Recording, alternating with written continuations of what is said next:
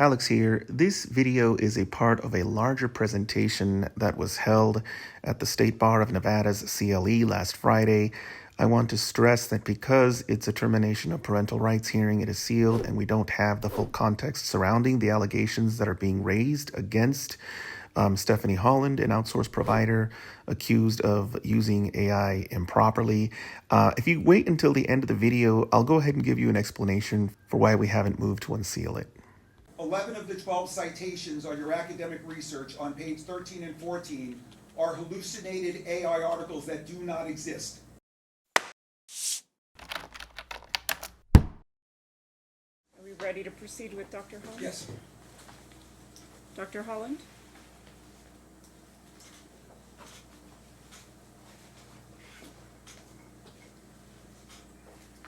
Hi there. Thank you. Ms. Hasabullah, you were about to move to admit her report. I did. I moved to admit, and And I I was believe like Mr. your Cannon was. witness on the issue. Okay, and then you called a break, so you're Right, picking so up back I'm on about that? to walk- Okay. I just wanted to have a discussion with Ms. Hasabullah beforehand. Okay. All right. Dr. Holland, you and I have known each other for a long time, yes? Yes. Okay. I'm going to discuss an issue with you that, and by the way, we've worked together on cases, we've worked opposing each other on cases, correct? Yes. Would it be fair to say we have a healthy professional respect for each other? Yes. Okay. So there are no surprises. I'm about to suggest that you were the victim of a fraud, okay? Just so you know where I'm going, because I don't want there to be any surprises. And so that fraud doesn't wrongfully hurt you, in a few minutes I'm going to ask you to withdraw your report and decline to further testify and put your professional reputation and expertise on the line on this matter, and I'll explain to you where I'm going, okay? Okay. Okay. To be clear, I think you were victimized by a grad student who wasn't as scrupulous as you expected him to be. Would it be fair to say that this report was prepared by a grad student named... Dr. assisted in the drafting of the report. Okay, so let me tell you where I'm going. You know I'm a former prosecutor, correct? I'm sorry? You recall that I'm a former prosecutor, correct? Yes. Okay, so what got my attention in your report was what I thought was an overly simplistic description of what an Alford plea was, and I started looking behind that, and I Googled it, and I found the Google description of what an Alford plea is exactly what came up, and so that's what started me down this road. So I'll tell you where I'm coming from, because I want to be totally candid with you. You understand that the 1970 Supreme Court case of Alford versus North Carolina stands for the proposition that there is no difference between a defendant who maintains his innocence with a plea bargain and one who admits to the crime, correct? Your Honor, I'm going to note that I think it exceeds Dr. Holland's scope of expertise. It's covered in her report right at the beginning on her description of what an Alford plea She's is. the author of the report, Correct. and she's asking her about something within her report, so go ahead. I'm just asking you if you're familiar with the fact that the 1970 Supreme Court opinion, Alford versus North Carolina, stands for the proposition and says, effectively, there's no difference between a defendant who maintains his innocence with a plea bargain and one who admits the crime. Correct. My understanding is that someone can maintain their innocence while pleading in a case. Correct. In other words, the case really deals with whether a defendant is forced to allocute to the crime and state that I am guilty because. That's really the predicate of it. It's tantamount, runs parallel to NOLO pleas. Correct. Okay. On page 3 of your report, you cite an article that says that titles itself "Contemporary Research on Reunification Protocols in Cases Involving Alford Pleas" by Martinez Chen et al. 2024. Do you recall that? Yes. Okay. Yes. So that again was such a narrow, you would agree that's a very narrow subject for an article, correct? Alford pleas in reunification cases, I mean, the odds of those two things intersecting would be a very narrow piece of research, correct? I'm sorry, objection.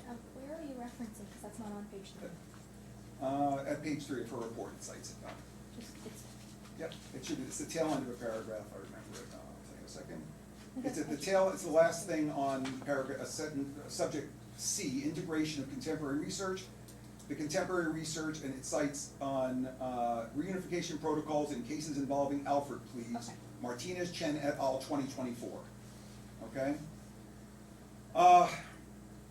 I wanted to read that article, but that article is not even listed in your table of citations on page 13 and 14. Does that surprise you? May I look at my report? Absolutely, I have no objection to that. And the line I'm referring to is on page 3 under subheading C. It's the last sentence.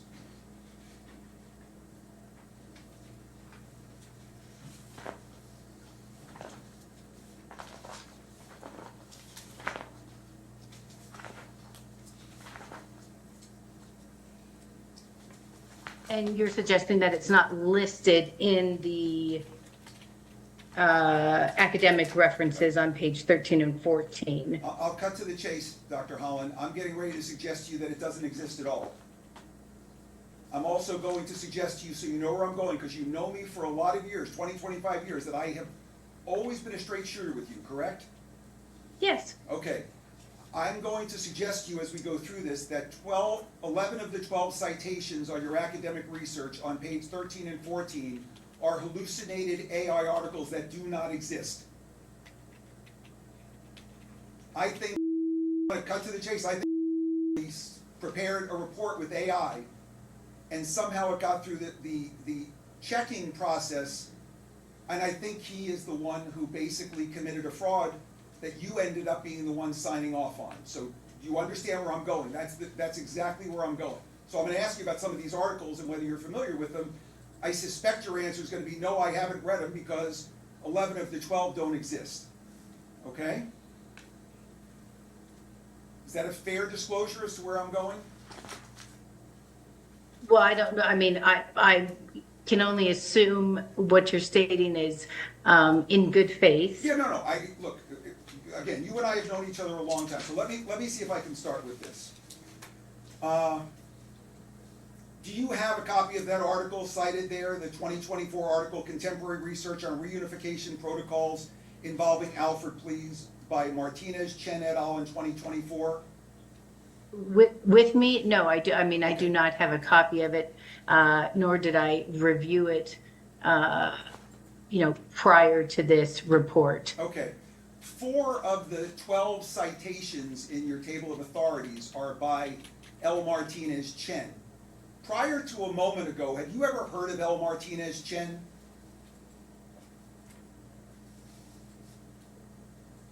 Martinez, yes, in the context of child custody work. Martinez Chen, I am not off the top of my head familiar with. Okay. Dr. Holland, you may recall probably 10 years ago when my daughter was in the PsyD program at the same place you went, at Alliant, California School of Professional Psychology, CSPP.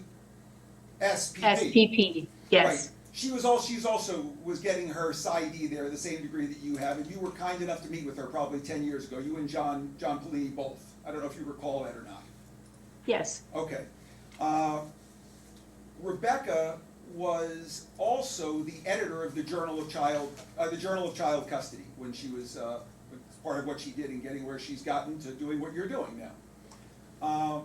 If I told you that one of the articles was cited in your table of authorities as being a 2024 article in the Journal of Child Custody, would that be a red flag for you? Say that again? If I told you that one of the articles in your table of authorities on page 14 of your report is identified as a 2024 article cited to the Journal of Child Custody, does that seem to be a red flag to you? And this may be an obscure thing that, if it doesn't, it doesn't. That's fine. Yeah, I mean, I can't say that it does or it doesn't. All right. Are you aware that in 2020, the Journal of Child Custody was renamed the Journal of Family Trauma, Child Custody, and Child Development? No. Okay. because Rebecca was an editor of that journal, I tried to find this Objection. particular article Your that, I'm just objection. giving a foundation, I'm gonna ask a question on it. Right, but you gotta ask the foundation, you can't give the foundation. I'm trying to explain to her, fine. Would it surprise you that the issue that you cite in that journal, not only wasn't the journal titled by that name, that issue doesn't have any article by L. Martinez Chen or anything related to that topic? I don't have any reason to disbelieve you, Okay. so Would it also surprise you that a review of the index of authors who have ever been published in either title to that journal, ever, does not include anyone by the name of L. Martinez Chen? again, I do not have any reason to disbelieve you. Have you reviewed each of the articles cited in your table of authorities or have you reviewed each of the 12 articles cited in your table of authorities? I have not.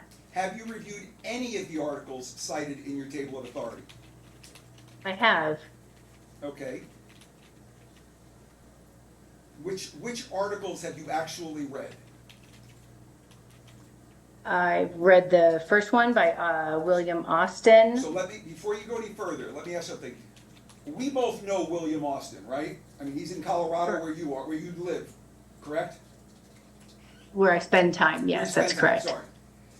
What I'm going to suggest to you is that although William Austin is a real psychologist and real author, there is no article he's written by this title, and the co-author of that article, which is the first one in your table of authorities, the co-author, there's no, that one is there is no article in the Journal of Child Custody by this name.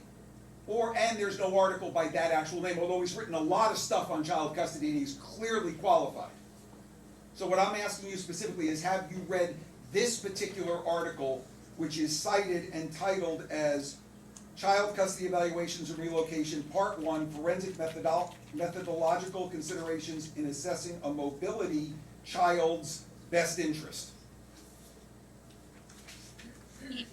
I read multiple articles by William Austin, and if there is not an article named specifically as to this, it must have some minor altercation, minor modifications. Okay, so Austin was the one exception in this, and then I'll just, so there's no surprises, the other article that's actually a legitimate actual article was the 11th one you cited, which was the Warshock article from 2020 called When Evaluators Get It Wrong. That's a legitimate, accurately cited article. The other, Yes, and I have read that. right, the others don't exist. I'll represent to you, okay? And so my question is, have you actually read any of the other 11 articles cited in your report? No, and I think I testified to that. Okay. Realistically, this report was prepared by, correct? As I stated before, it was drafted primarily by him, correct? All right. And you trusted Mr. to employ professional ethics and academic rigor, correct? Correct. All right. Would it surprise you that without regard to the 11 of 12 false citations, without those even being a factor, that when the report was run through an AI generator for academics, it came up with a score of 100% generated by AI? Objection. Um, No, that- I don't know if Dr. Holmes. If she knows, I was asking if it would surprise her. Is your, Okay, so let me try this differently. When you and I were both a young lawyer and a young psychologist, we sat down, we had carbon paper. I had carbon paper, you probably didn't. We would dictate the reports, we would type them out, we would edit them ourselves, we would look at the articles, and we would lay things out. We have done that before 20 years ago, correct? You and I both? Correct. Was this report prepared that way, or was this report largely delivered to you by Dr. in a largely completed state that you may have edited at some point for purposes of you testifying when the time came for today? It was certainly not drafted in the manner that reports were drafted 10, 20 years ago. That's accurate. Okay. You're not answering the part of, was it drafted and delivered to you in a manner that you were able to edit it if you needed to do so? I was able to edit it, and I did edit it, but it was submitted to me, you know, completed. The draft was completed, if you will. All right. On page 2 of your report, it indicates that, quote, "The forensic methodology adopted in this evaluation is consistent with established best practices in child custody and forensic psychology." And it cites Austin 2016 and Greenberg and Gould in 2020. Are you familiar with, we both know Austin. Are you familiar with anybody named Greenberg and Gould as some authority in psychology? Gould, I am. Jonathan Gould. Okay, no, but I'm asking you, are you familiar with an article by Greenberg and Gould in 2020 that is cited as establishing best practices in child custody and forensic psychology? No, just Jonathan Gould. Okay, and that may or may not be the Gould cited in this title. May or may not be correct. Okay. You also know that Greenberg and Gould doesn't appear in your table of citations either. Correct. All right.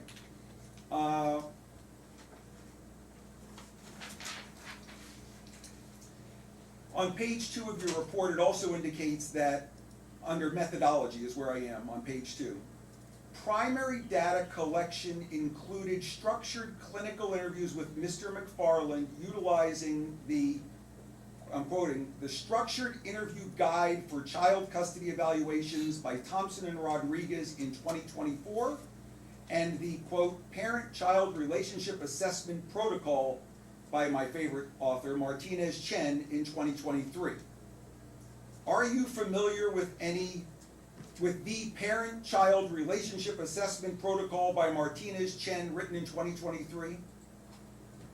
I am familiar with the parent-child relationship assessment, not necessarily by Martinez Chen. Well, this one refers to a parent-child relationship assessment protocol by Martinez Chen. Are you familiar with that?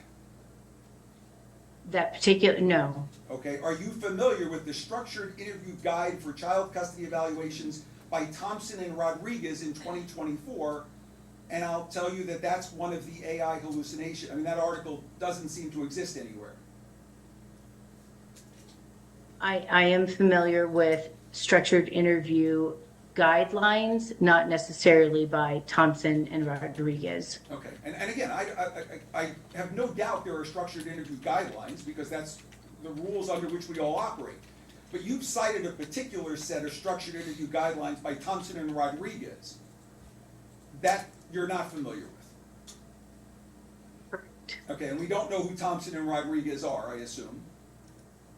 Well, again, I don't have any reason to not, to disbelieve you. Okay. Can you exclude the possibility that prepared this report using AI and basically got, without using the kind of academic rigor and professional ethics that you would employ in your practice historically, and I'm trying to be as clear as I can. I do not question your ethics in this case. I think you were a victim here. But can you exclude the possibility that Mr. a report that that contains a lot of false citations that you eventually signed off on? Can I exclude that possibility? No, I cannot. Okay.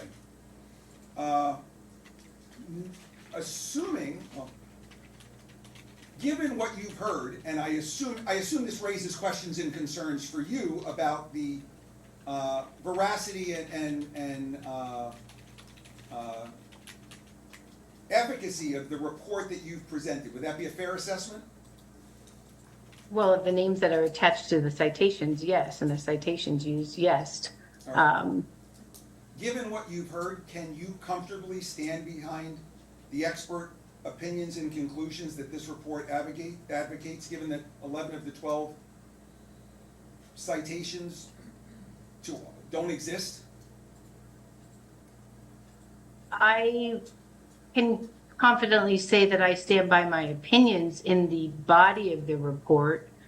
I do not stand by false citations, but I certainly stand by my overall impressions and opinions that were guided by the review of records. Okay, but Dr. Holland, the basis for your opinion is set forth in the articles on which you relied. In other words, you said to this court, based on the academic research, which is cited at the back of my report, I have these professional expert opinions, correct?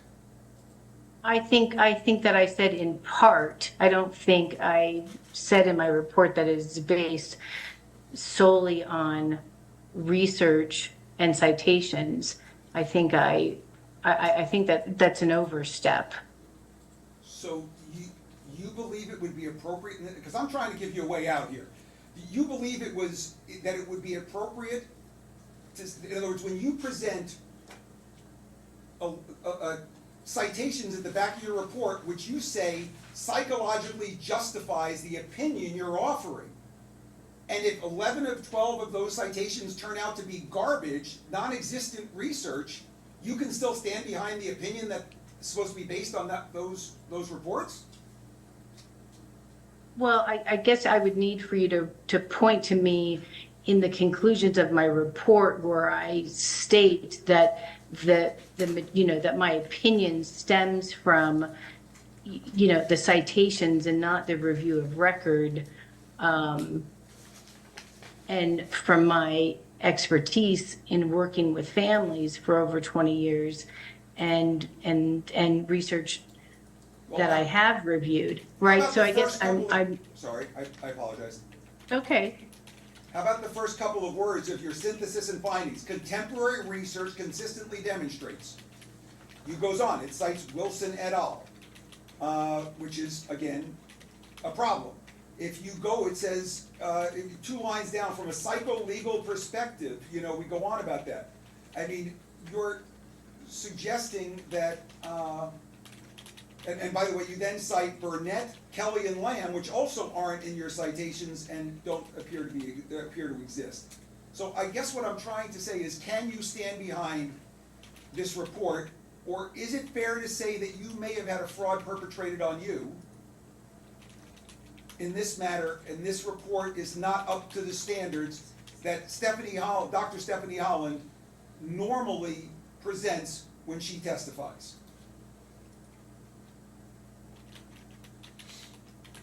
I think it's fair to say that the citations used in the report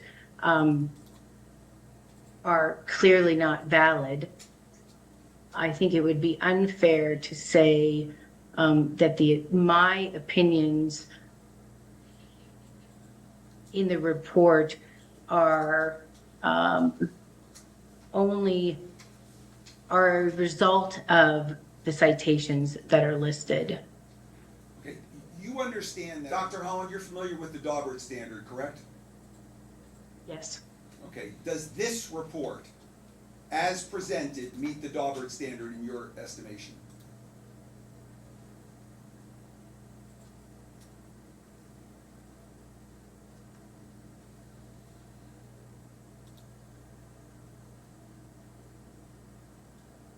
I don't know.